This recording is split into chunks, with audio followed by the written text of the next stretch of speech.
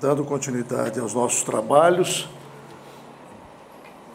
teremos agora um painel sobre responsabilidade e nexo causal.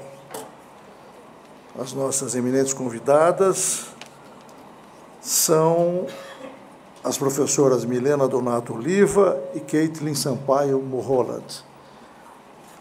Vamos, inicialmente, esclarecer que, após as exposições, será franqueada a possibilidade de perguntas dirigidas por escrito à mesa. Encareço desde logo que, para o bom encaminhamento dos nossos trabalhos, estimaria que as perguntas fossem encaminhadas ao longo já das exposições, a fim de que nós pudéssemos ganhar tempo. A primeira intervenção será da professora Milena Donato Oliva, que é mestre e doutora em Direito Civil pela Universidade do Estado do Rio de Janeiro, integra o corpo docente do curso de pós-graduação em Direito Civil e Constitucional do Centro de Estudos e Pesquisas no Ensino do Direito, CEPED, órgão da Universidade Estadual do Rio de Janeiro. Compõe as comissões de Direito Imobiliário e de Direito Bancário da Ordem dos Advogados do Brasil, Seção do Rio de Janeiro, e da Associação dos Advogados de São Paulo. É um prazer tê-la conosco, professora. Tem a palavra. Bom dia a todos. É uma grande honra estar aqui hoje. Gostaria de agradecer o honroso convite da ENAMAT, na pessoa do ministro João Oreste Dallazen. É uma grande honra, ministro. Gostaria de cumprimentar o ministro Luiz Felipe, a professora Ana Frazão, e dizer que é um grande desafio falar aqui hoje, especialmente após a fala da professora Maria Celina, que nos brindou a todos com sua brilhante exposição. Eu admiro muito a professora Celina, vai ser um desafio, professora, falar após você. E também falar antes da professora Caitlin Sampaio vai ser um desafio muito grande para mim, mas vou tentar, e se me autorizarem, eu vou falar de lá por causa do PowerPoint. Muito obrigada. Bom, tratado o tema da responsabilidade civil do empregador, que é um tema que é da ordem do dia e todos os juízes, desembargadores, ministros enfrentam isso no dia a dia, me fez retomar um pouco da evolução histórica da responsabilidade civil do empregador. Por quê? Porque, pela evolução histórica, a gente consegue dimensionar como hoje o direito comum, como hoje a responsabilidade civil, ela vai ser aplicada ao empregador, né? Originariamente, a responsabilidade civil do empregador, ela se sujeitava ao Código Civil de 16, que trazia o sistema da responsabilidade civil subjetiva calcada na culpa. Só que esse paradigma da responsabilidade civil do Código de 16, que era um paradigma essencialmente protetor da liberdade, ele entendia que mais grave do que não ressarcir a vítima era responsabilizar aquele que não concorreu com culpa para com o evento danoso. Então, vejam que é um paradigma essencialmente liberal, que visava a tutelar a liberdade, que deveria ser reprimida apenas quando ela fosse exercida de maneira culposa, de maneira ilícita. Esse era o paradigma do Código de 16 e ao qual se submetia, nesse momento, a responsabilidade civil do empregador. Tá? Só que, com a evolução tecnológica e com a existência de danos cada vez mais frequentes e inevitáveis, muito embora se pudessem tomar todas as precauções, haveria danos que surgiriam, nada obstante as cautelas que se adotassem.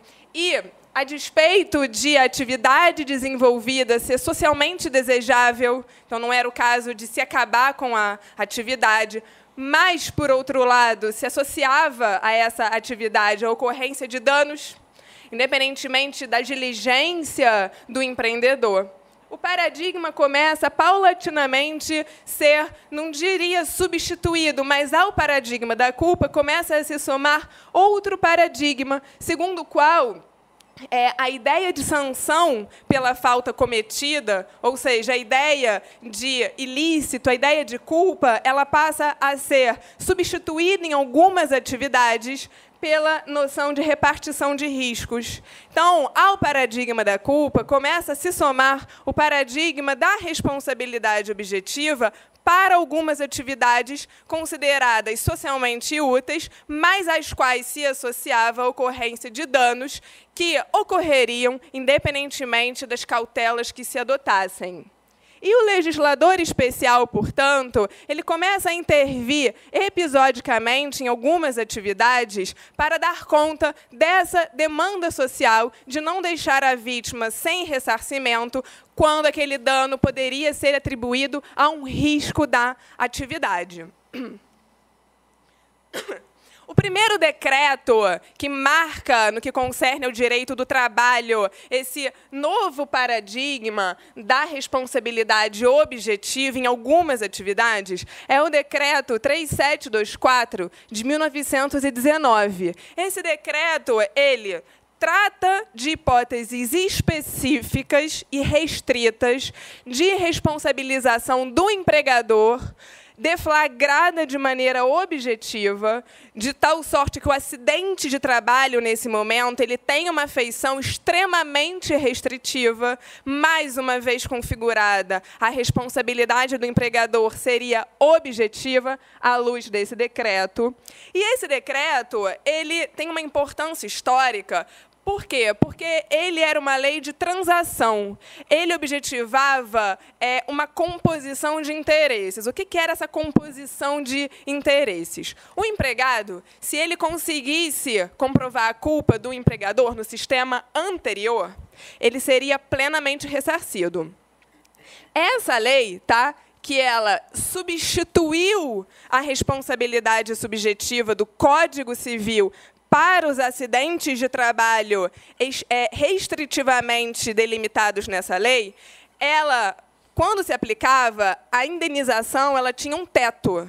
Ela era uma indenização que não era plena, mas ela ia se aplicar de maneira objetiva. Então, foi concebida como uma lei transacional. O empregado ganha e perde. Ele perde porque, se ele conseguisse, à luz do Código de 16, comprovar a culpa do empregador, não haveria a limitação da lei, mas ele ganha porque ele vai ser ressarcido, ainda que tarifadamente, em hipóteses nas quais o direito do Código Civil não daria direito ao ressarcimento. Então, ele ganha e perde. Ganha porque ele vai ser ressarcido em hipóteses nas quais o direito comum não asseguraria o ressarcimento, e perde porque essa indenização ela tem um tabelamento, ela tem limites legais que não existiriam no ressarcimento fundado no direito comum do Código de 16. Ele ganha e perde, portanto, e essa legislação ela é substitutiva do direito comum. O Código Civil de 16 ele não se aplicaria toda vez que esse decreto ele fosse aplicado. Claro que o acidente de trabalho, concebido de forma tão restritiva como era nesse decreto, ainda havia um amplo campo para o Código Civil de 16, mas já começa um primeiro movimento de tirar do paradigma da culpa certas configurações de acidentes associadas a certas atividades. A ideia, portanto, que inspira esse decreto é uma ideia de repartição de riscos e ele, justamente por substituir a responsabilização do direito comum, ele incidia de maneira exclusiva. Eu não podia acumular a indenização deste decreto com a indenização do direito comum. Dado o caráter social tão forte que motivou essa legislação, em 1934 veio um novo decreto que ele tinha por escopo basicamente duas coisas. Ele tornou expresso esse caráter substitutivo da legislação acidentária em relação ao Código Civil. Toda vez que as hipóteses de incidência de acidente de trabalho estivessem configuradas, insisto que a configuração do acidente nessa época era muito restritiva, ao contrário do que é hoje. E ele também quis garantir o seguro ou depósito do empregador. Por quê? Porque o receio do legislador nesse momento era que o empregador ele não tivesse condições de ressarcir o empregado se ele não tivesse feito um seguro ou um depósito. A ideia desse decreto era proteger o empregado das vicissitudes financeiras pelas quais pudesse passar o empregador e que pudesse, portanto, comprometer o recebimento da indenização prevista nessas leis pelo empregado. Portanto, esse decreto mantém o sistema de 19, mas preocupado em garantir a efetividade do pagamento do empregador ao empregado, ele exige ou o depósito ou o seguro como uma forma de garantir que esse pagamento ocorreria uma vez verificado o infortúnio. Tá?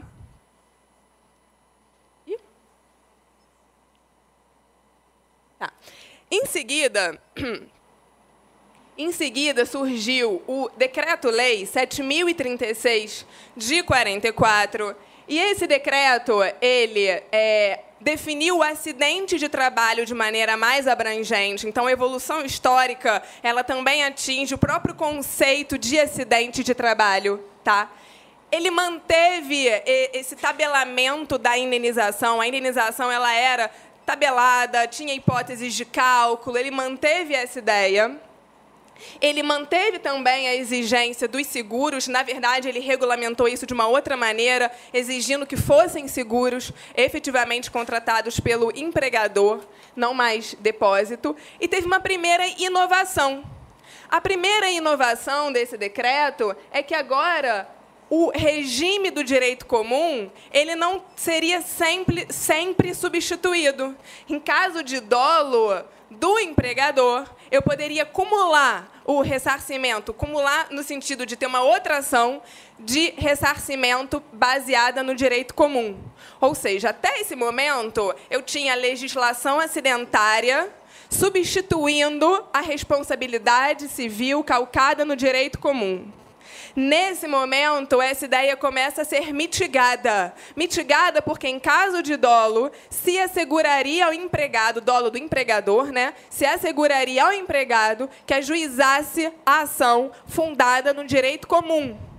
Então, eu já tenho uma primeira mudança substancial no modelo acidentário. O Supremo Tribunal Federal, no enunciado 229 da sua súmula, ele, numa interpretação progressista, ele equiparou o dolo à culpa grave, de tal sorte que o regime especial da legislação acidentária ele não mais seria substitutivo da responsabilidade civil calcada no direito comum se o empregador agisse com dolo ou culpa grave. Tá?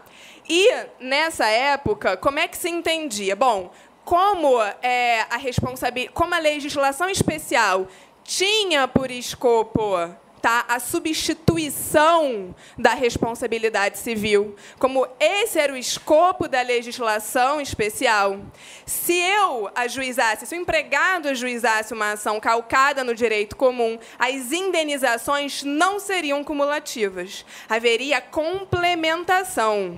Por quê? Porque a ideia aqui é o fato gerador, ele basicamente é o mesmo, ele está vinculado àquele mesmo evento e a legislação acidentária que tinha esse escopo de compromisso, ela não poderia beneficiar o empregador que age com dolo ou culpa grave. Então, por isso que o limite, né, o teto máximo, ele poderia ser afastado nesse momento. E eu gostaria de ressaltar muito esse ponto, porque aqui a não cumulação ela é fundamental, insisto, porque o empregador é o devedor da reparação.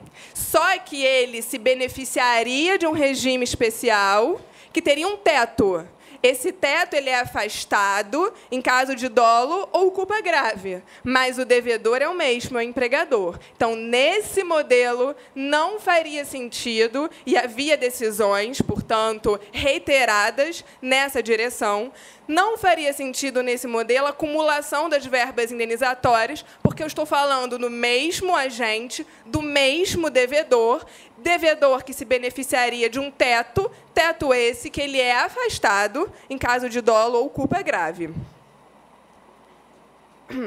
A Lei 5316 de 67, ela, juntamente com a Lei 6367, eles mudam o modelo acidentário. E a mudança aqui, ela é muito importante. Por quê? O modelo acidentário, que tinha como características tornar o empregador o devedor da obrigação de indenizar, que ele era o devedor dessa obrigação. Obrigação essa que se sujeitava às exigências da lei, que tinha um teto máximo esse que podia ser afastado em caso de dolo ou culpa grave.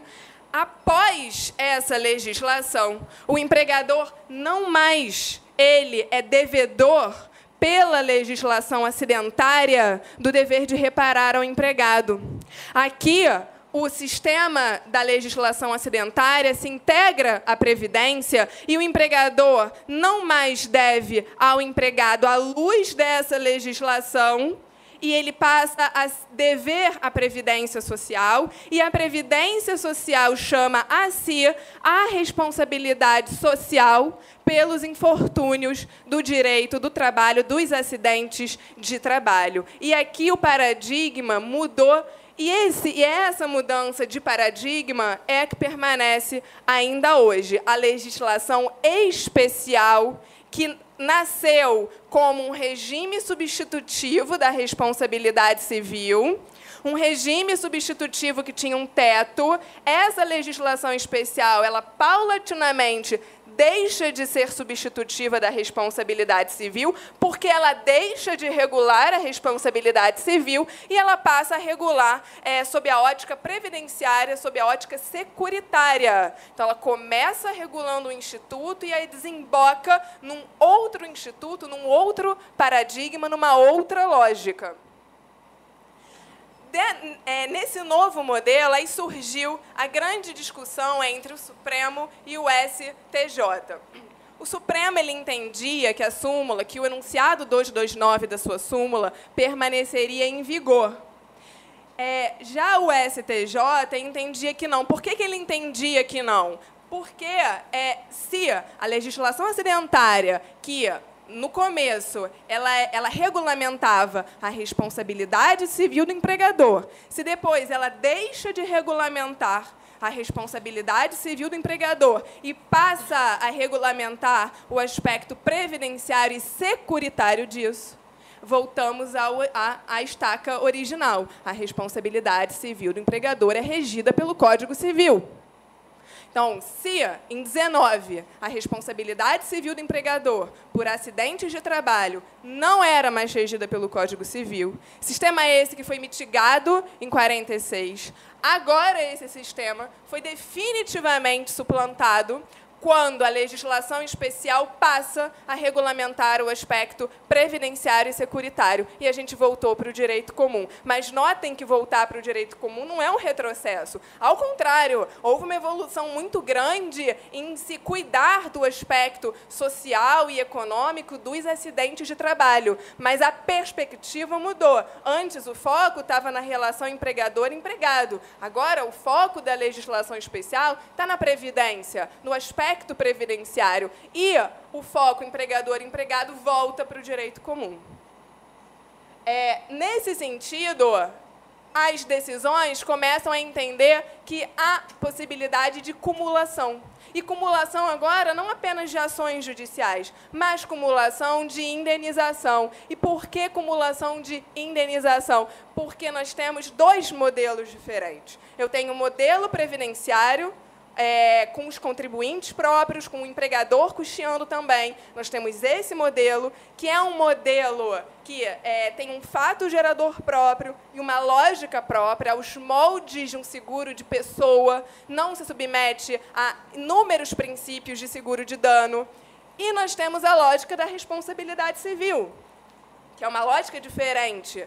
É um outro sistema que vai incidir de maneira cumulativa aqui. Cumulativa porque são modelos de proteção do empregado distintos e que vão incidir, portanto, no caso de acidente de trabalho, uma vez configurados os pressupostos de cada modelo diferente.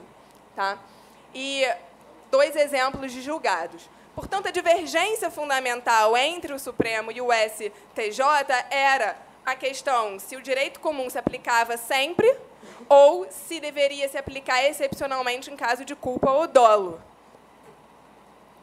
Bom, isso aqui foi só um resumo, tá, do que foi dito aqui, no sentido de que as premissas são, num primeiro momento, o empregador, ele era o devedor da obrigação de indenizar prevista em lei especial. Tá?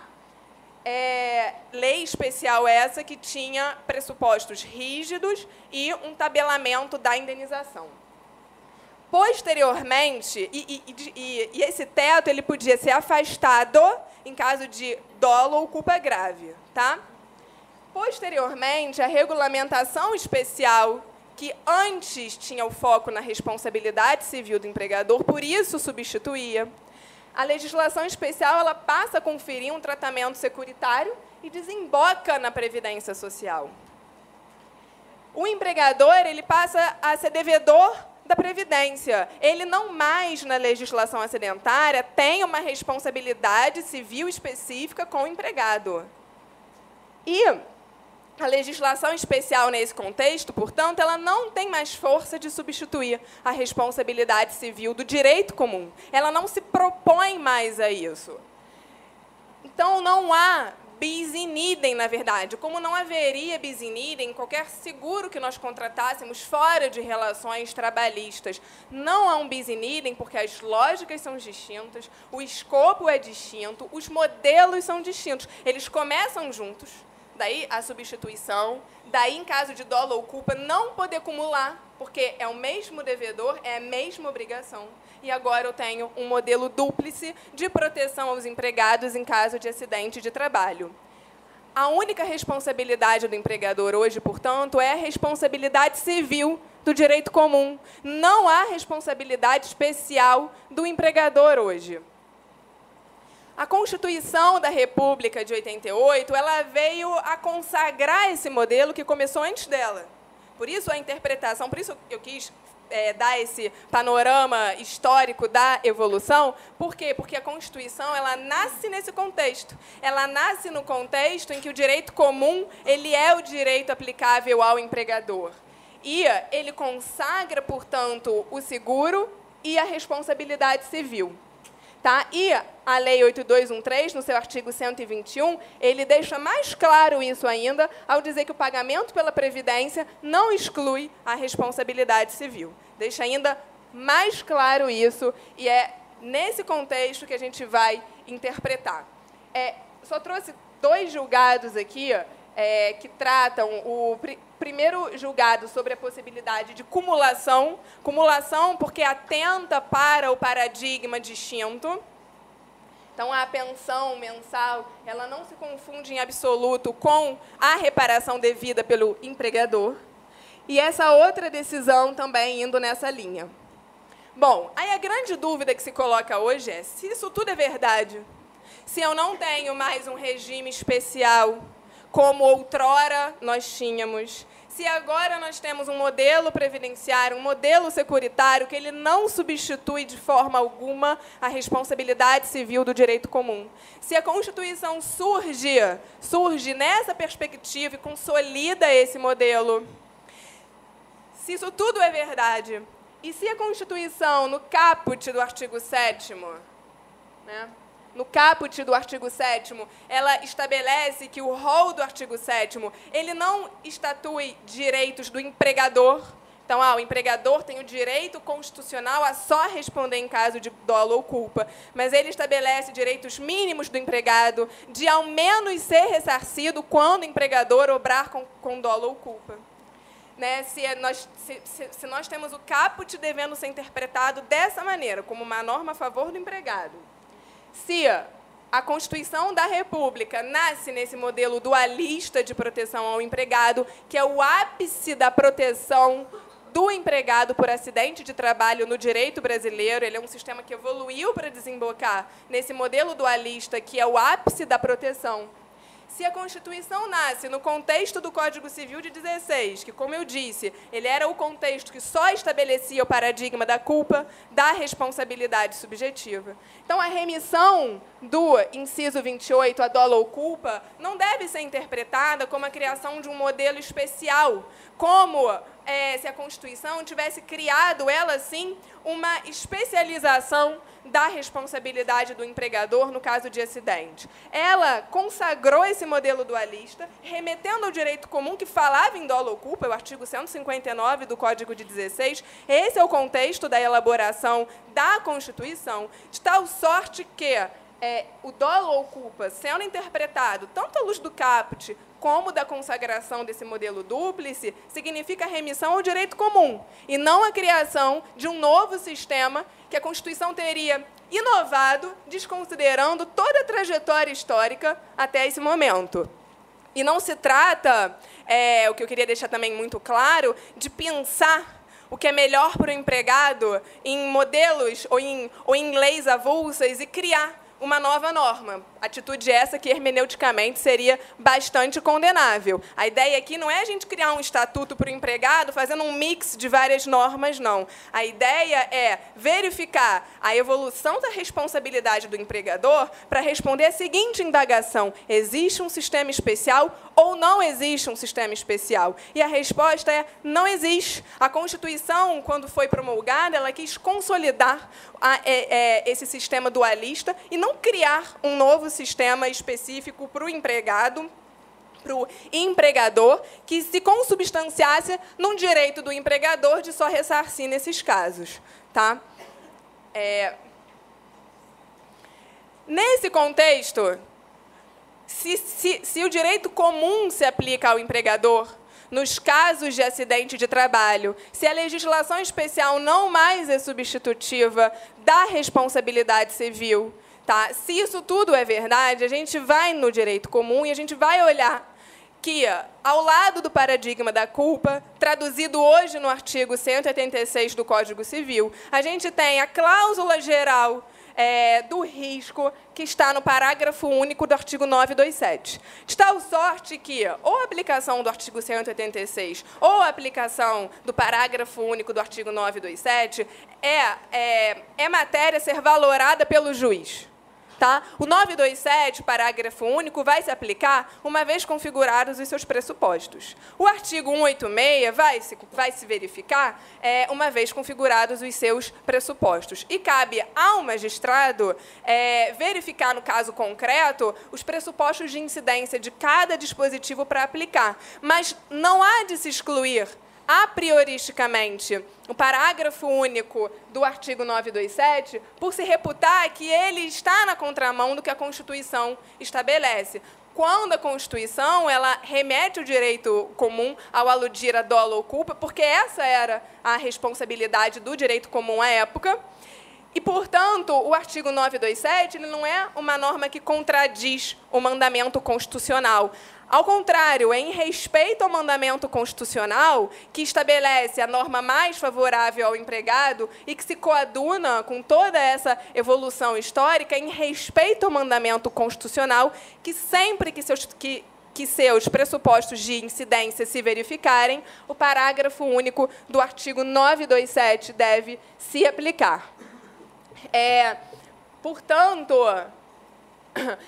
esse entendimento ele foi expresso em dois enunciados, um da 4ª Jornada de Direito Civil de 2006 e outro da 1ª Jornada de Direito Material e Processual na Justiça do Trabalho em 2007. Tá? Então, são dois enunciados que vão nessa direção, na direção de aplicar ou a responsabilidade subjetiva ou a objetiva, a depender da configuração das hipóteses de incidência de cada dispositivo legal, sem que haja em abstrato primazia de uma reparação ou de uma responsabilidade ou de um paradigma em relação ao outro, não havendo que se falar que o paradigma da culpa se sobrepõe ao paradigma da responsabilidade objetiva.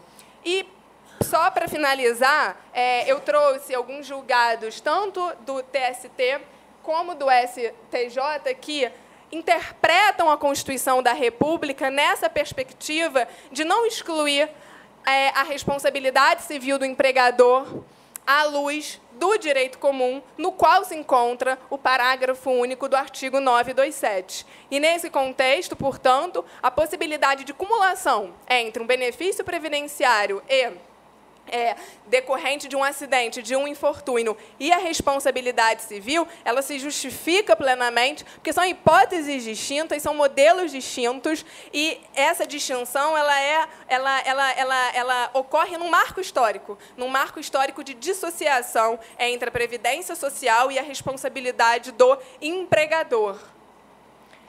Esse julgado também é do TST, e ele demonstra a aplicação do artigo 927 em atividades de risco. Tá? Esse é outro julgado. Eu posso disponibilizar os slides depois, isso foi só para ilustrar. Marquei em negrito aqui as hipóteses, as atividades que foram consideradas de risco para fins do parágrafo único do 927. E essa do STJ também, da mesma maneira, entendendo que a Constituição ela não é um limite à aplicação da responsabilidade civil objetiva. Portanto, o que eu queria só passar como mensagem é tanto dizer que é uma grande honra estar aqui hoje, dizer que, para mim, é uma emoção muito grande, é muito difícil falar diante de um público tão seleto, tão especializado, e eu queria só passar como mensagem, que talvez seja a mais importante, é que não haveria uma proeminência do sistema da culpa em relação à responsabilidade civil objetiva hoje em que o direito comum que é o aplicado ao empregador e não mais uma legislação especial como outrora. E muito obrigada, foi uma grande honra estar aqui hoje.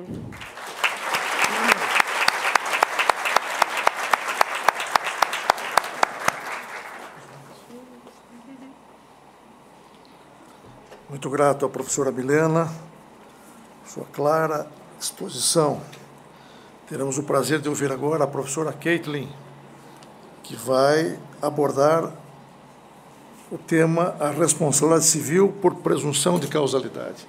A professora Caitlin é mestre e doutora em Direito Civil pela Universidade do Estado do Rio de Janeiro, atua como advogada nas áreas de direito do consumidor, societário e de contratos.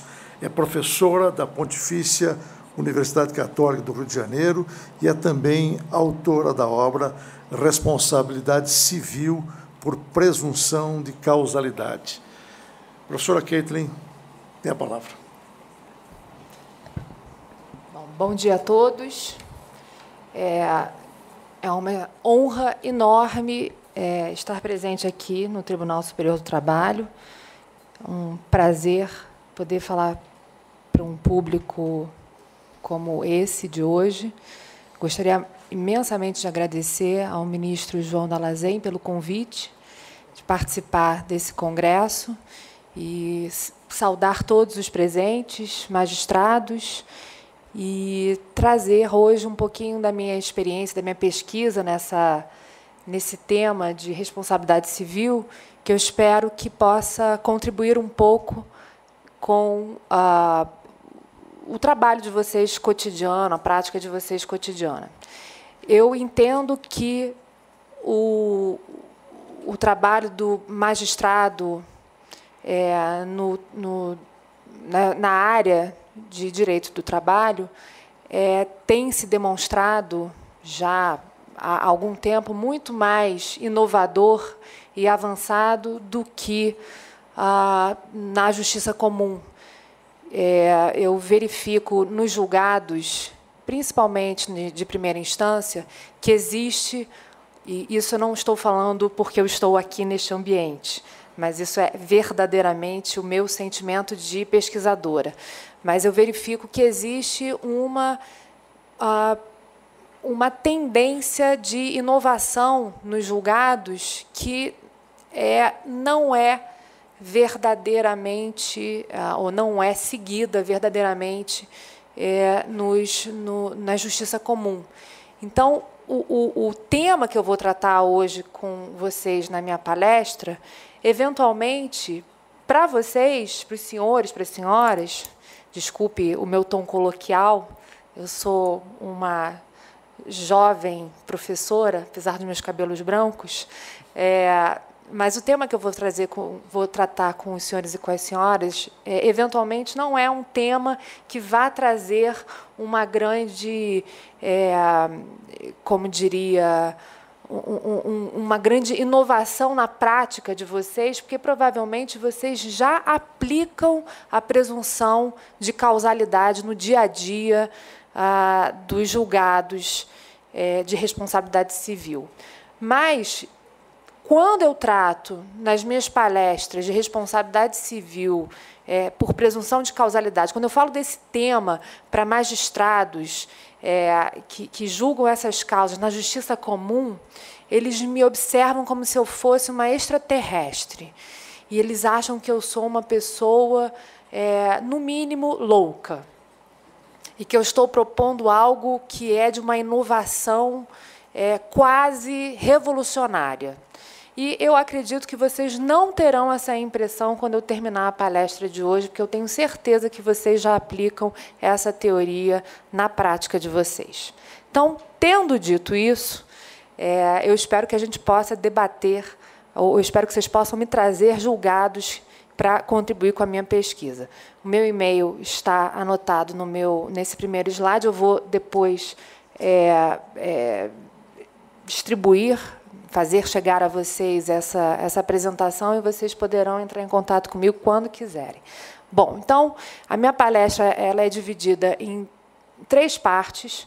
Na primeira parte, eu pretendo trazer para vocês uma posição, muito brevemente, a posição atual da doutrina e da jurisprudência em relação ao nexo de causalidade, ou, como diz a minha querida amiga Gisela Sampaio da Cruz, hoje Guedes, casada, aderiu o nome do marido, Guedes, no livro dela, Problemas de Nexo de Causalidade. Então, nessa primeira parte da palestra, eu vou tratar com vocês do problema do nexo de causalidade, qual é o grande problema da causalidade hoje em dia. Na segunda parte da palestra, eu pretendo trazer para vocês o conceito de presunção de causalidade, afinal de contas, o que eu pretendo explorar quando eu me refiro a uma presunção de causalidade, o que é essa presunção, quais seriam as hipóteses, as situações, né, a que eu me referiria, ao que eu me refiro quando eu falo de presunção de causalidade, e, por fim, na terceira parte, especificamente, trazer as hipóteses em que se poderia presumir a causalidade por meio da teoria que eu desenvolvi. Tá? Então, é uma palestra muito resumida, em que eu resumo, basicamente, uma tese exposta no livro que eu publiquei, chamada Responsabilidade por Presunção de Causalidade. Bom, então, no primeiro ponto que eu pretendo abordar seria a posição atual da doutrina e jurisprudência. O que se percebe hoje em dia é que existe um movimento tanto da doutrina quanto da jurisprudência em dar uma maior atenção ao elemento nexo de causalidade. Né? Como a professora Maria Celina bem expôs na conferência de hoje de manhã, a disciplina Responsabilidade Civil é uma disciplina relativamente nova, e os 3 elementos, né, a gente poderia aderir o risco aí, né, os 4 elementos da responsabilidade civil, dano, culpa, risco, né, como fatores de atribuição de responsabilidade, e o nexo de causalidade, são elementos ainda que buscam uma conceituação adequada por parte da doutrina. O nexo de causalidade, mais ainda. Enquanto a gente tem inúmeras obras doutrinárias que tratam o dano tratam a culpa, tratam o risco de uma maneira profunda, porque tem subsídio em obras em doutrina estrangeira, por exemplo, e buscam essa pesquisa em doutrina estrangeira. São raras as obras, não só no Brasil, mas também em outros ordenamentos, que tratam a causalidade com uma profundidade adequada. E, portanto, a doutrina que necessita, né, de fontes para a pesquisa e para o desenvolvimento de um tema, ela se vê, ou se via, vamos dizer assim, com uma escassez de recursos para realização de pesquisas. Então, a gente pode verificar que, de um tempo para cá, eu diria, final da década de 90 para cá, é que houve realmente uma virada de olhos, uma atenção devida dada a esse elemento da causalidade. E isso é muito curioso, porque, enquanto no direito penal a causalidade ela é um elemento absolutamente estudado, dissecado, com obras e obras escritas, no direito civil a gente tinha essa escassez.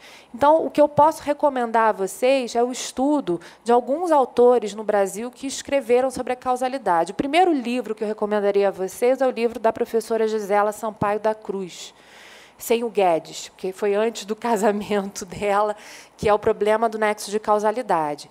E antes do livro da professora Gisela, nós temos artigos escritos pelo professor Gustavo Tepedino e pelo professor, agora me falhou a memória, Gonçalves. Bom, enfim, mas que escreveram sobre, na revista trimestral de Direito Civil, sobre nexo de causalidade, artigos singelos, simples, e que desenvolveram, resumidamente, o posicionamento da jurisprudência. O professor Tepedino tem um artigo chamado Notas sobre o nexo de causalidade, em que ele resume brilhantemente o posicionamento da jurisprudência, mas que são basicamente, Fernando Galvão, se eu não me engano, que resume o posicionamento da jurisprudência, mas seriam esses os livros que, de uma forma mais atenta, trabalham com o tema da causalidade. Então, a doutrina começou a ingressar mais na análise, né, no exame da causalidade, basicamente por conta de duas questões, acho que primordiais. Primeiro, pelo fato de que a gente tem, a partir de 1990, principalmente, com o advento do Código de Defesa do Consumidor e com o advento da lei dos juizados especiais, um incremento das hipóteses de responsabilidade civil objetiva. Na realidade, não foi um incremento das hipóteses de responsabilidade civil objetiva, foi com a Constituição de 88, artigo 37, parágrafo 6º, e com o Código de Defesa do Consumidor, e com a facilitação de acesso à justiça com os juizados especiais, nós verificamos o aumento de demandas judiciais que tem como base e fundamento a responsabilidade calcada no risco. Com isso, o tripé, vamos dizer assim, da responsabilidade civil vira um animal bípede, né? Quer dizer, a gente tira a culpa como fundamento da responsabilidade objetiva e, portanto, o doutrinador e o magistrado, ele vira os seus olhos necessariamente para a análise de dois elementos, certo? A conduta e a causalidade. Ou seja, a culpa sendo afastada da investigação, da obrigação de indenizar, necessariamente o magistrado e a doutrina é levado a uma investigação mais atenta do nexo de causalidade. Porque, na obrigação de indenizar, independentemente da culpa, o que vai efetivamente levar à imputação, né, da indenização vai ser a causalidade. Então, esse movimento desculpabilização e do incremento das hipóteses de responsabilidade objetiva é que gera essa vontade, vamos dizer assim, da doutrina e da jurisprudência de virar os olhos em busca, vamos dizer assim, da causalidade, né? De olhar com mais atenção a causalidade na responsabilidade civil. Qual a importância desse tema da causalidade? Obviamente, é uma importância vital. A gente, às vezes, esquece disso, mas a causalidade ela cumpre duas funções sem as quais a gente não poderia falar em obrigação de indenizar.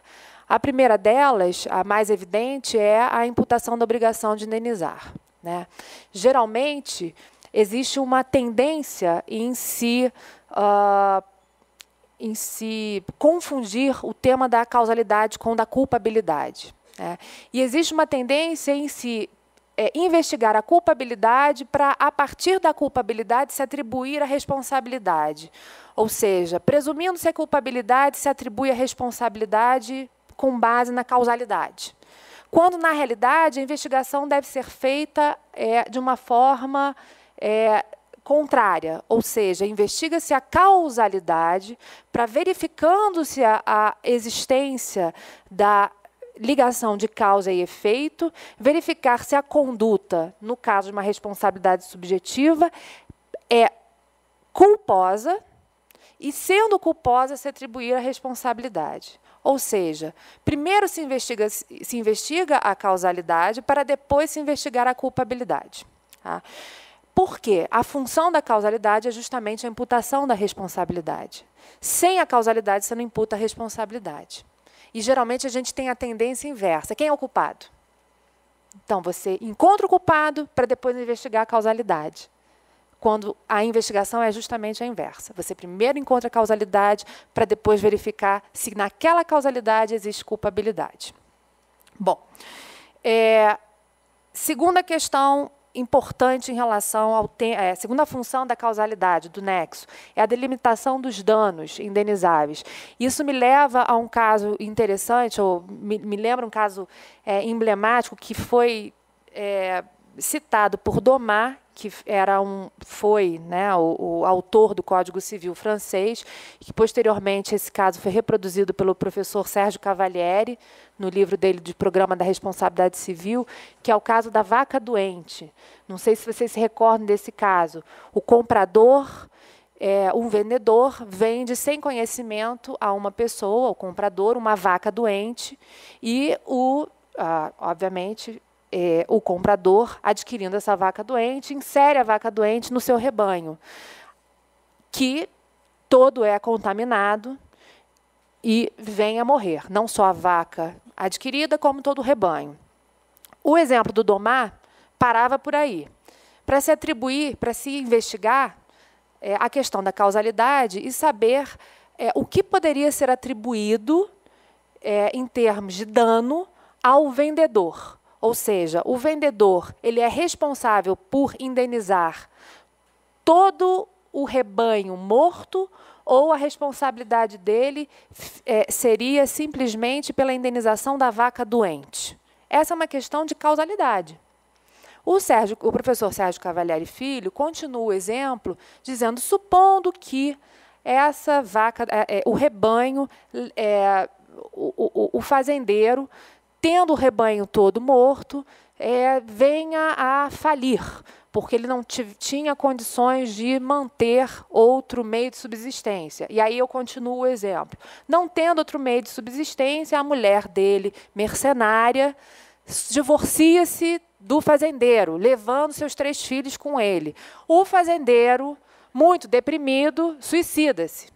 Os filhos, mercenáriozinhos, ingressam com uma ação de indenização contra o vendedor da vaca doente, requerendo uma indenização por danos materiais e morais, e os morais incluem a dor, ainda bem que a Maria Celina não está aqui, a dor, o sofrimento pelo suicídio do pai, certo?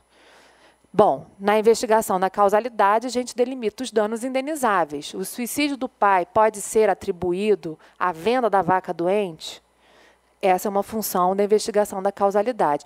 Quem responder que sim, espera até o final da minha palestra. É claro que não, evidentemente que não. Mas existem julgados que dizem que sim. Enfim, e, portanto, é importante que a investigação da causalidade seja feita de maneira adequada, justamente porque o segundo problema que a gente tem na causalidade hoje é esta investigação sistemática do nexo. A investigação sistemática do nexo leva a decisões que os senhores e as senhoras devem conhecer absolutamente inadequadas.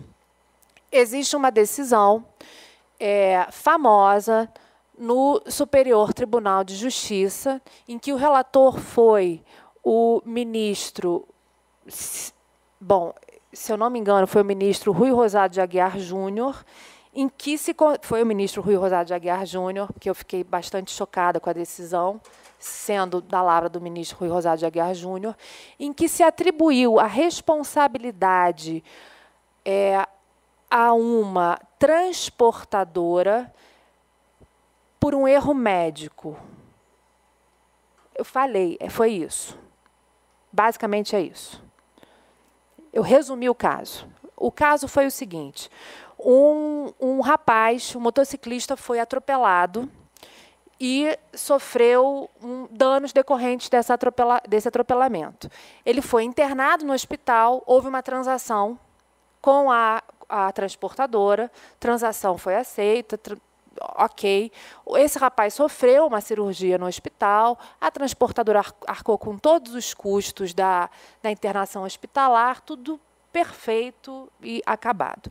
O rapaz seguiu com a sua vida, saiu do hospital, continuou a sua vida normalmente, quando ele sentiu uma dor. Sentiu uma dor no abdômen, ai, voltei para o hospital. O rapaz volta para o hospital. Sofre uma segunda cirurgia. Na segunda cirurgia, descobre-se uma gaze que havia sido esquecida na primeira cirurgia que ele sofreu, em decorrência do atropelamento, no seu pulmão. Ok? Então, a situação foi a seguinte. Obviamente, ele sofreu a segunda cirurgia porque ele sofreu a primeira cirurgia porque ele foi atropelado. Claro, isso se chama causalidade material. A questão é, existe a responsabilidade civil, portanto, jurídica, não estou falando moral, nem religiosa, nem... Enfim, existe responsabilidade civil da transportadora pelo erro médico decorrente da primeira cirurgia? O ministro Rui Rosado de Aguiar Júnior, relator do recurso especial, considerou que sim. Teve voto vencido. Teve voto vencido, mas foi por maioria, ok? Essa é uma situação em que existe uma investigação sistemática do nexo. E existem, da mesma forma que existe essa decisão, existem outras inúmeras decisões em que há uma investigação sistemática do nexo. Portanto, existem problemas, tanto na jurisprudência quanto na doutrina. Tá? A gente tem, portanto, 3 problemas atuais. Primeiro, problema sério. Nós convivemos com uma Babel, eu chamei de Babel porque eu acho que é fácil da gente entender, uma Babel e um exercício de adivinhação. O uso da intuição e do bom senso, como a própria professora Maria Celina falou hoje mais cedo, bom senso, todo mundo tem o seu e acha lindo, né, o seu próprio, né, o uso da intuição e o bom senso. Existe uma tendência enorme da jurisprudência de considerar que se um dano se deu de uma determinada maneira, existe uma possibilidade, vejam que eu não estou falando de probabilidade, mas uma possibilidade que ele tenha se dado daquela forma porque o autor está me dizendo que se deu daquela forma. Então, estou adivinhando que a consequência danosa se deu por causa de uma determinada conduta ou atividade, sem que haja necessariamente a prova efetiva da causalidade. Segundo problema, existe uma falta de cientificidade na investigação do nexo. Isso se deve porque isso é um fato, é uma questão, é um equívoco histórico. É um equívoco histórico que, infelizmente, que aos poucos está sendo revertido pelo STJ. A causalidade que se pretende, a causalidade que se investiga é a causalidade jurídica, não é a causalidade material.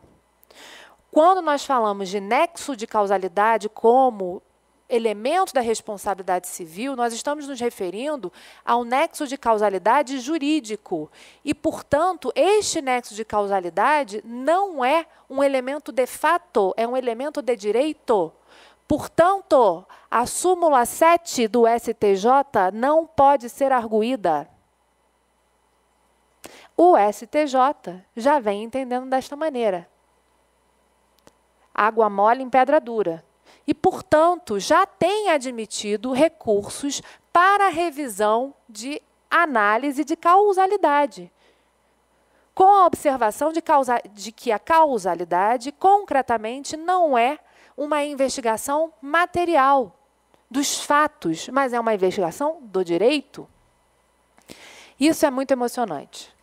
Isso, para mim, é emocionante.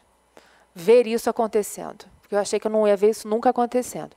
Mas acontecendo. É uma investigação de direito, não é uma investigação de fato. Tá? Essa questão histórica se deve esse equívoco histórico se deve por quê? Quando a gente fala em causalidade como elemento jurídico, o que está em jogo são as teorias de causalidade. A gente não está se referindo à análise material que leva uma determinada conduta ao dano. A conduta à consequência danosa. Nós estamos analisando a teoria jurídica adotada para, dentre as causas possíveis ou as condições possíveis que poderiam ter levado à consequência danosa, atribuir a uma daquelas condições a característica jurídica de causa do dano. Isso é muito diferente de considerar uma condição material como causa do dano. Exemplo, no direito norte-americano, no início de 2000, do século XXI, 2001, enfim, houve uma ação em que foi julgada procedente, foi procedente essa ação. Tudo bem, a gente está falando dos Estados Unidos, mas eu acho que, enfim, é um caso que a gente pode considerar. Foi julgada procedente a ação movida por uma mãe de um rapaz, membro de uma gangue de Nova York, daquelas gangues barra pesada de Nova York, que foi assassinado por uma gangue rival durante um conflito. Gangues rivais em conflito, o rapaz foi assassinado. A mãe ingressou com uma ação contra isso, a indústria de armamento norte-americana. Como assim? Sim, todas. Tag Heuer, não sei nem se estou falando os nomes certos, mas Smith Wesson. Enfim, pensem em todas as indústrias de armamento, de armas de fogo, use. Eu não sei, gente, eu detesto armas de fogo, mas pensem em todas as indústrias de armamento que desenvolvem atividade nos Estados Unidos. Ela ingressou contra todas, sob o argumento de que as indústrias armamentistas que se encontram todas no sul dos Estados Unidos, ela tinha um advogado maravilhoso, vamos combinar, o advogado era ótimo, mas que todas as indústrias que se encontravam no sul dos Estados Unidos omitiam-se, ou melhor dizendo, agiam dolosamente, mais do que omissão, agiam dolosamente ao inserir no mercado americano E aí ela usou estatística, isso é fantástico. 3 vezes mais armamentos do que seria capaz o mercado norte-americano de absorver, mercado interno norte-americano de absorver. E isso levava, como consequência, ao contrabando de armas e à aquisição de armas pelo mercado do norte do país por um valor ínfimo. Então, o moleque de 15 anos conseguia comprar uma arma daquelas prateadas bonitonas no mercado paralelo por $5. Porque existia oferta a balde. E, portanto, na oferta a balde, qualquer um comprava a arma. Resumo da ópera. Mais uma vez, esses casos são julgados pelo tribunal do júri. Então, gente como a gente, houve toda uma comoção. Ao mesmo tempo, gente como a gente julgando um, entre aspas, marginal morto por, entre aspas, outro marginal. Então, não existia existia também uma comoção entre aspas, né? Porque, enfim. Então, esse caso foi julgado procedente e as indústrias de armamento foram condenadas a indenizar de acordo com a cota de mercado delas, ou seja, proporcionalmente com o que elas inseriam no mercado norte-americano de armamento. Essa é uma hipótese que, ao mesmo tempo, é uma hipótese de causalidade, de adoção da teoria da equivalência das condições, né? Ou seja, a arma contribuiu para a morte, sim, mas quem matou foi quem atirou. Né? Seria a mesma coisa que você, no meu modesto entender, você atribuir responsabilidade para a Volkswagen porque o fulano atropelou o cicrano. Para mim é o mesmo princípio. Tá? Então, você está adotando a teoria da equivalência das condições. É condição material? É condição material. Eu só atropelei porque eu estava dirigindo um carro, senão não teria atropelado. Mas é condição jurídica? Não, a condição jurídica não é. Tá? Mas isso é só para retratar que as teorias existem para que a gente possa indicar, dentre as condições, aquela que vai surgir, vai brotar como causa jurídica. Tá? Então, essa questão do equívoco histórico facilita a nossa vida quando a gente vai retirar a causalidade da causalidade material à causa jurídica. Tá? Identificar dentro da causalidade material a causa jurídica. Tá? Bom,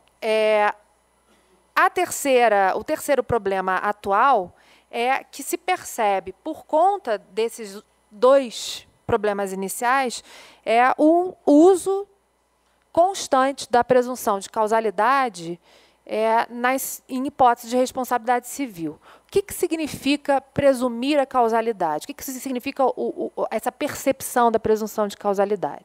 Significa que, em determinadas situações, o magistrado, isso é dirigido especificamente ao magistrado, porque é ele quem presume. Tá? O magistrado, incapaz de verificar com base nas provas não produzidas, tá? Ou seja, as provas não foram eficazmente produzidas, existem indícios, tá? O magistrado, ele identifica a possibilidade de adequadamente presumir a existência de uma relação de causa e efeito jurídico. E aí ele presume a existência de uma causalidade jurídica, atribuindo a obrigação de indenizar, sem que o autor, vítima do dano, conseguisse eficazmente realizar a prova daquela relação de causalidade. E isso tem sido feito em inúmeras situações em que a gente identifica uma vítima hipossuficiente. Por isso que eu estou falando para vocês, magistrados do trabalho. Isso é comum em relações de consumo, isso é comum em relações trabalhistas, previdenciárias, em que a vítima do dano ambiental, em relação ambiental, a vítima do dano, ela é incapaz de, ela se se vê incapaz de realizar eficazmente a prova da causalidade. Ela consegue provar o dano, ela consegue provar a existência de uma atividade, mas ela não consegue provar que aquela atividade causalmente se conecta à consequência danosa. Ela tem indícios, mas ela não consegue fazer a prova. Então, o magistrado ele presume a existência daquela causalidade e inverte o ônus, atribuindo ao obrigado a indenizar o ônus de fazer a prova inversa. Prove que você não é o causador do dano. Está todo mundo me olhando meio com uma cara assim. A gente já faz isso. Né? Graças a Deus que eu não sou tão revolucionária para vocês. E aí, qual é a teoria que deve se adotar nessa hipótese de presunção de causalidade? Gente, eu fiz uma investigação que, no Brasil, para vocês perceberem o nível de loucura que me afeta. Em todos os tribunais do Brasil. Todos. Eu não consegui investigar em primeira instância, porque aí realmente seria loucura demais. Existiam aplicadas, pelo menos no nome, não necessariamente no fundamento, mas no nome, 17 teorias da causalidade, com o nome. Tá? O fundamento não necessariamente era outro, tá? Mas 17 nomes diferentes. Teoria da causalidade adequada, teoria da equivalência das condições, teoria da causa preponderante, teoria do dano direto imediato, teoria da imputação objetiva, 17 nomes diferentes. Obviamente que a gente pode resumir esses 17 nomes em 3. Equivalência das condições, dano direto imediato, ou necessariedade da causa, que o professor Tepedino prefere, ou acha mais adequado, considera mais adequado, e a causalidade adequada. Equivalência, necessariedade, causalidade adequada.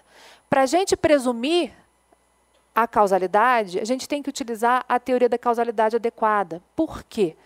A teoria da causalidade adequada é a teoria através da qual se considera em abstrato, ou se faz uma análise em abstrato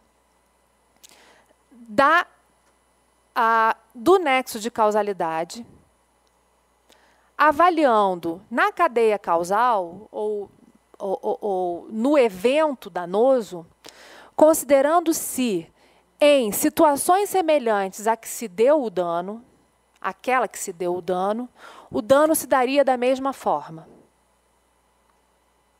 Ok?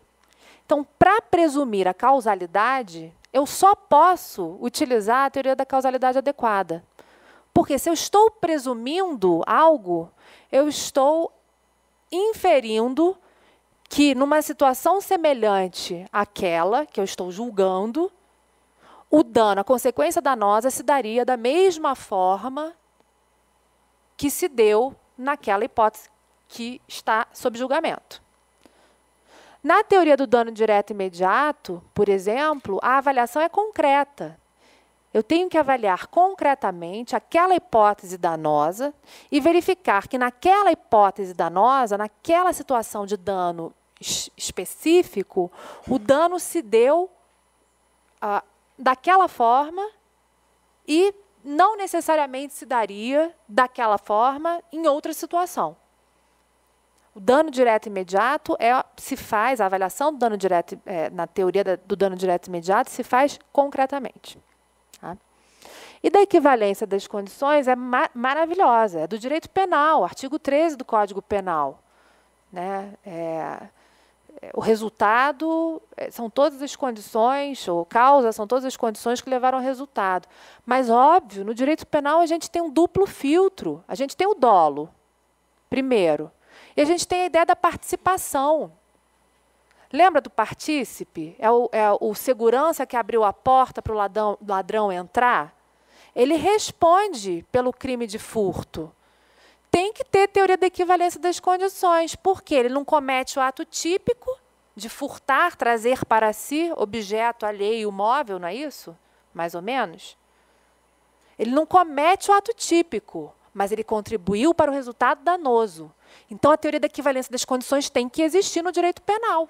Senão, o segurança vai responder por que tipo de crime? Abrir porta? Acabei de ser interpelada. Eu falo demais, gente. Bom, então, tendo sido interpelada, eu vou rapidamente dizer para vocês a minha conclusão. E aí vocês vão ver como eu falo. É o seguinte, só para dizer para vocês, o que significa presumir? Depois vocês vão receber isso. Todo mundo, o conceito de presunção é um conceito que todos vocês já conhecem. Presumir significa inferir algo como verdadeiro a partir de indícios trazidos de outras fontes. Então, eu estou considerando como verdadeiro algo que eu não reconheço como verdadeiro, mas que eu posso inferir como verdadeiro com base numa probabilidade. Tá? Então, qual é a minha proposta para os senhores e as senhoras? Para se presumir a causalidade, nós devemos considerar duas situações concretas. Primeiro, só se pode presumir causalidade quando se estiver diante de hipóteses de responsabilidade objetiva e hipóteses de danos de massa. Ou seja, estou falando com o público correto, né? Acho eu. O que significa isso? Quando nós estivermos diante de danos tipicamente associados a atividades desenvolvidas, ou seja, quando eu puder atribuir, identificar que um determinado dano ele é tipicamente resultado de uma determinada atividade, ainda que eu não possa efetivamente concluir que aquele dano é consequência daquela atividade, eu não tenho a prova efetiva, eu posso presumir isso. E aí eu vou atribuir a responsabilidade. Isso funciona só para as hipóteses de responsabilidade objetiva e para as hipóteses de dano de massa. Tá? Exemplo, a gente tem ministro Dalazen, 1 minuto, só para concluir. Então, a gente tem 2 exemplos que eu trouxe para vocês. Um exemplo é o exemplo julgado no Tribunal do Rio Grande do Sul, que é o exemplo chamado Carro dos Caçadores, um exemplo singelo de 1973, em que um carro alegórico de caçadores, em Bento Gonçalves, várias pessoas vestidas de caçadores com armas de chumbinho, soltavam pombas no ar e atiravam nas pombas. Imagina hoje, com a legislação ambiental que a gente tem. Uma pessoa ficou cega. Bom, a gente pode atribuir a responsabilidade para o grupo? Por quê? Pode, foi o que foi feito. Por quê? Presumidamente, a pessoa ficou cega porque alguém daquele grupo, com um tiro de chumbinho, atingiu o olho daquela pessoa. É mais provável que isso tenha acontecido do que improvável. É mais provável que isso tenha ocorrido do que um desafeto do cara que ficou cego em cima de um prédio, aproveitando o momento, ter atirado. Né? O segundo caso é o caso do DES. O caso do DES foi um caso que foi julgado nos Estados Unidos, que foi um caso de pílulas que foram utilizadas. É um caso semelhante ao do talidomida no nosso país. As mulheres tomavam o DES para impedir o aborto. O talidomida era para impedir o enjoo na gravidez. O DES era para impedir o aborto. As filhas e os filhos de DES, quando atingiam a puberdade, desenvolviam câncer na genitália e nos órgãos sexuais reprodutores. Pesquisa daqui, pesquisa dali, descobrem que era um efeito colateral do DES. que acontece? O DES era vendido nos Estados Unidos no balcão como genérico. Você não sabia se você estava comprando de determinada indústria farmacêutica ou não. Quem respondeu? Todas as indústrias farmacêuticas que distribuíram DES durante um período de tempo da década de 70 nos Estados Unidos. Como que elas responderam? Responderam de acordo com a sua cota de participação no mercado. Então, a Pfizer respondeu com 56%, a Eli Lilly respondeu com 14%, a Merck com 25% e assim sucessivamente. Isso foi realizado através de uma ação coletiva, danos de massa. Ok? Bom, falei demais, o assunto eu acho palpitante. Eu agradeço a paciência de vocês e eu agradeço mais uma vez, ministro Dall'Azen, pela oportunidade de falar por esse grupo tão distinto. Muito obrigada.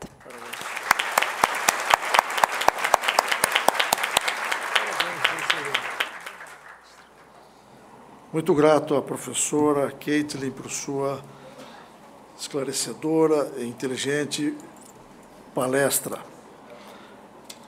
Nós teremos oportunidade agora de um debate com perguntas formuladas pelos nossos participantes. Mas, antes disso, professora Caitlin, eu gostaria de lembrar que na nossa área, na área, evidentemente, trabalhista, nós já temos um caso de presunção legal de nexo, que é o nexo, de nexo causal, que é o nexo causal epidemiológico para efeito de caracterização de doenças profissionais equiparadas, como sabemos, por lei, ao acidente de trabalho. Vamos iniciar, portanto, os debates com uma pergunta que está sendo dirigida à professora Milena. Em que pese a acumulação dos regimes de... É a pergunta do Dr. Cássio da 17ª Região. Em que pese a acumulação dos regimes da Previdência e da responsabilidade civil, já que distintos, é possível a compensação, abatimento dos valores recebidos pelo INSS na condenação à pensão vitalícia? Cássio, espero tentar esclarecer. Cássio está aqui ou não? Não, né? Queria poder esclarecer, olha só. Está onde? Cássio, então. Olha só, na minha modesta concepção, tá? Quando a gente tinha o regime substitutivo, com teto máximo, e esse regime não era aplicado em caso de dolo ou culpa, então eu afastava esse teto máximo, tinha que compensar, tinha que abater, porque o empregador era o devedor, e no direito comum você não tem teto, tá? O teto era só no regime especial para transacionar e o empregador se beneficiava desse teto. Então, é como se a lei especial dissesse, em caso de dolo, você não pode se beneficiar do teto. Então, nesse regime, sim. Quando a gente tem um duplo regime da Previdência, que tem uma lógica muito securitária, tá? Nesse regime, a minha resposta seria não, por dois motivos. Em primeiro lugar, o fundamento é diferente, mas eu queria fazer um paralelo com seguro de pessoas. Nós podemos contratar seguro de acidentes pessoais. Então, o seguro de eu sofrer um acidente pessoal que vai afetar a minha capacidade laboral, mesmo que eu não tenha vínculo empregatício, um seguro para mim, profissional liberal, tá? Esse meu seguro, se um terceiro cometendo um ilícito, ele afeta a minha capacidade laboral, independentemente de vínculo empregatício, o que a minha seguradora que eu contratei privada pagar, de maneira nenhuma o terceiro vai invocar isso, porque seguro de pessoa, em que medida, como é que funciona a perda da minha capacidade laboral? Assim, uma coisa é o salário que eu ganho hoje, eu não digo salário, Eu sou uma profissional liberal, eu ganho hoje. É difícil você dimensionar ao longo da minha vida se eu vou ter um aumento, se eu vou me acomodar e, de repente, eu vou perder oportunidades. Tanto que o seguro de pessoas ele não se sujeita à lógica indenitária, é uma outra lógica. Tanto, isso é verdade, tem a sua segunda dúvida aqui, que a seguradora ela não se subroga de maneira alguma em quem me gerou o dano e eu posso acumular. Ao contrário de um seguro de dano em que eu não posso acumular. Se eu recebo da seguradora, eu não posso ir contra o terceiro e a seguradora tem regresso contra ele. Então, essa é a grande diferença. Então, a indagação é, mas, Milena, então, se isso tudo é verdade, não é uma contradição com o que você falou, esse direito de regresso previsto no artigo 121 ou 120 da Lei 8213, que é a lei que está regulamentando a Constituição? Eu vou te dizer que não. E eu te digo que não por um motivo. Tá? O sistema previdenciário, que está calcado no estado de bem-estar social, que tem uma lógica própria, ele é um sistema que, embora ele envolva cálculos atuariais, etc., ele tem uma lógica diferente do sistema privado. E o que o INSS chama-se de risco, ele é um risco que ele tem que estar fora da culpa do empregador, porque seguro faz cálculo, né? Então, se nós temos normas do direito do trabalho, portarias, instruções, tudo, regulamentando condutas que vão diminuir os riscos, então, o empregador, nas atividades de risco, ele tem que tomar cautelas que são estritamente regulamentadas, tem que ter proteção, segurança, fiscalização. Essas normas elas vão interferir diretamente no risco. Por quê? Uma coisa é a Previdência ela ter um risco atinente a uma certa atividade. Outra coisa é o agravamento desse risco por culpa. Então, pelo sistema previdenciário, ele ter uma lógica própria, tá? E, assim, lógica essa própria que não se afasta do seguro de pessoas, mas o risco que ele assume não vai envolver o agravamento desse risco pela culpa. E quando o artigo fala de descumprimento pelo empregador, eu nem estou com a redação do artigo aqui, se você tivesse, me ajudava. Isso está pressupondo a culpa, ele não ter cumprido as normas. Então, você está valorando uma conduta dele. Ou seja, respondendo a sua dúvida, quando o INSS consegue ter o regresso contra o empregador, a gente já escapou da análise do risco e já está olhando a conduta culposa que pressupõe que ela agravou o risco do INSS. Ou seja, não necessariamente aquilo teria acontecido se o empregador tivesse agido com a conduta adequada dele. Portanto, até em termos securitários, a gente conseguiria explicar isso com a questão do risco, do agravamento do risco por uma conduta ilícita do empregador.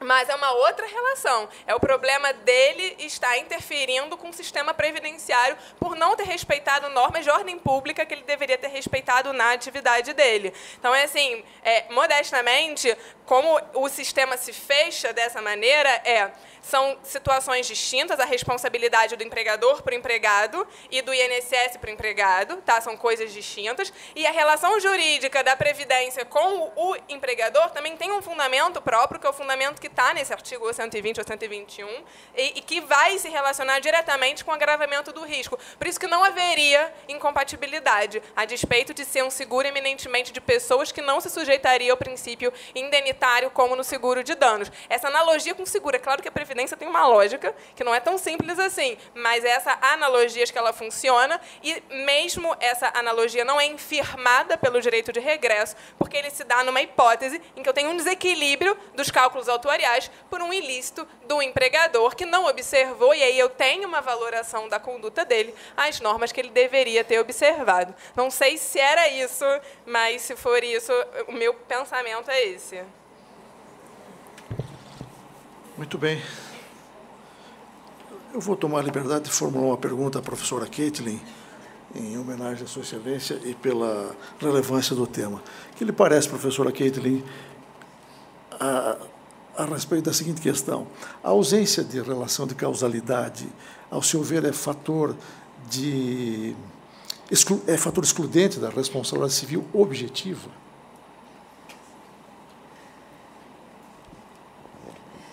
Bom, ministro Dallazen, muito me honra uma pergunta vinda do senhor. Me sinto realmente instigada. Roubando um pouco a palestra da professora Ana, a gente tem na responsabilidade civil objetiva, a grande vantagem da vítima é justamente a possibilidade de não da isenção da prova da culpa, né? Quer dizer, a vantagem seria essa. Ela não fica isenta da prova da causalidade.